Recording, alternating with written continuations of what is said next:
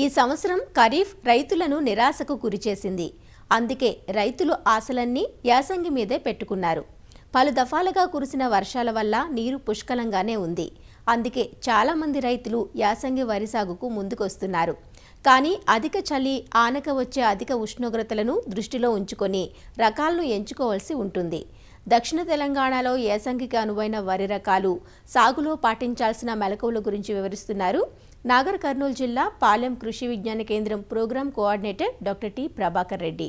తెలంగాణ రాష్ట్రంలో ముఖ్యంగా గత వర్షాకాలంలో కురిసిన అధిక వర్షాల వల్ల ఇప్పుడు రబీ పంటకు అనుకూలమైన వాతావరణం ఏర్పడింది. ముఖ్యంగా ఈ రబీ పంట కాలంలో మనం చూసినట్లయితే స్వల్పకాలిక రకాలను, అదే కాకుండా చలిని తట్టుకునే రకాలను ఎంచుకోవాల్సిన అవసరం ఉంది.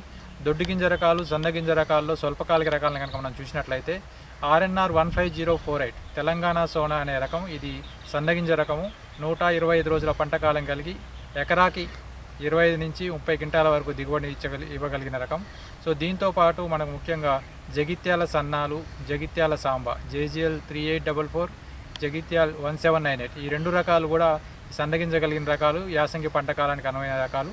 వీటితో పాటు అంజనా అనే రకం, ప్రద్యుమ్న అనే రకాలు కూడా సన్నగింజగలిగిన రకాలు, ఎకరాకి 30 క్వింటాల దిగుబడితో పాటు 125 రోజుల పంట కాలం కలిగిన రకాలు. వీటితో పాటు ముఖ్యంగా మనకి JGL 24423, దీన్నే జగిత్యాల రైస్ 1 అనే పేరుతో ప్రాచుర్యంలో ఉంది. ఇది కూడా 125 రోజుల పంట కాలం కలిగిన రకం, ఎకరాకు 32 నుంచి 35 క్వింటాల దిగుబడి ఇవ్వగలిగిన రకం. వీటితో పాటు KNM 118 అనే రకం, సో దీన్ని కూనారం సన్నాలు అంటారు. దీంతో పాటు MTU 1010, దాంతోపాటు బతుకమ్మ JGL 18047. సో ఈ 4 రకాలు 120 రోజుల పంట కాలం కలిగిన రకాలు. సో ఎకరానికి 32 నుంచి 35 క్వింటాల దిగుబడి ఇవ్వగలిగిన రకాలు. సో ఇవి యాసంగి పంట కాలానికి అనువైన రకాలు. ముఖ్యంగా ఈ యాసంగి పంట కాలంలో ఈ చలి తీవ్రత అధికంగా ఉంటుంది. దీనివల్ల పెరుగుదల అనేది తక్కువగా ఉంటుంది. నారు అనేది ఎర్రబట్టం అనేది జరుగుతూ ఉంటుంది. సో ఇట్లాంటి చలి ఎక్కువగా ఉండే ప్రాంతాల్లో, ముఖ్యంగా 8 నుంచి 12 డిగ్రీల సెంటీగ్రేడ్ నమోదయ్యే ప్రాంతాల్లో మనకు చలిని తట్టుకునే రకాలైన తెల్లహంస కానీ, శీతల్ కానీ, రాజేంద్ర అనే రకాలను కూడా మనం పెట్టుకోవచ్చు. సో ముఖ్యంగా ఈ శీతల్ కానీ, తెల్లహంస అనే రకాలు దొడ్డిగింజగలిగిన రకాలు, ఎకరానికి 28 క్వింటాల వరకు కూడా దిగుబడి ఇవ్వగలుగుతున్నాయి. ముఖ్యంగా ఈ రబీ పంట కాలంలో ఈ రకాల ఎంపికతో పాటు మనం ముఖ్యంగా చేయవలసిన యాజమాన్య పద్ధతులు ఏమిటంటే, ఈ చలిని తట్టుకోవడానికి మనము ఈ నారు పోసేటప్పుడే ఎకరాకు 2 నుంచి 3 క్వింటాల వరకు పశువుల ఎరువు కానీ, కోళ్ళ ఎరువు కానీ మనం వేయటం అనేది ఒకటి ముఖ్యమైన పద్ధతి. ఈ నారు పెరుగుదల అధికంగా ఉండడానికి మనం భాస్వరం మోతాదు అనేది ఎక్కువగా వేసుకోవాలి. సో ఒక ఎకరానికి సరిపోయే నార్మల్కి 12 కిలోల వరకు కూడా సింగిల్ సూపర్ ఫాస్ఫేట్ మనం వేసుకోవాల్సిన అవసరం ఉంటుంది. దీంతోపాటు నీరు పెట్టుకోవటం, తీసుకునే విధంగా కాలువలను ఏర్పాటు చేసుకోవాలి.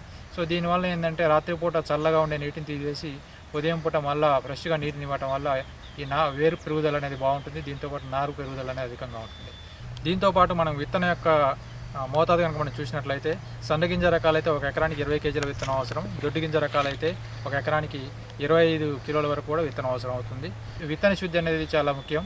సో ముఖ్యంగా ఒక లీటర్ నీటికి 3 గ్రాముల కార్బనిజంని కలుపుకొని ఒక 24 గంటలు నానబెట్టి మండె కట్టుకున్న విత్తనాన్ని మాత్రమే మనం నార్మల్లోకి తీసుకెళ్ళాలి.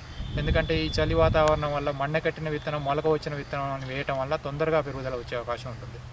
ముఖ్యంగా యాసంగి పంట కాలంలో మనకు అనువైన నారు పోసుకునే సమయం కనుక చూసినట్లయితే ఈ డిసెంబర్ 15 వరకు కూడా మనం నారు పోసుకోవచ్చు. డిసెంబర్ 15 తర్వాత మనం నారు పోసినట్లయితే ఏప్రిల్లో కూడా మనకి పంట పొలంలో ఉండటం వల్ల మనకి వడగండ్ల వానతో కానీ, దాంతోపాటు అధిక గాలుల వల్ల గింజ రాలిపోయే అవకాశం ఎక్కువగా ఉంటుంది. అందువల్ల రైతులు తప్పనిసరిగా గమనించాల్సిన విషయం ఏంటంటే, ముఖ్యంగా డిసెంబర్ 15 నుంచి 20 లోపలే నారు పోసుకోవడం అనేది కంప్లీట్ చేసుకొని, మార్చి 31 లోపల మనం కోతలు కనుక కంప్లీట్ చేసుకున్నట్లయితే మనం ఈ వడగండ్ల వాన నుంచి కూడా మనం తట్టుకునే అవకాశం ఉంటుంది.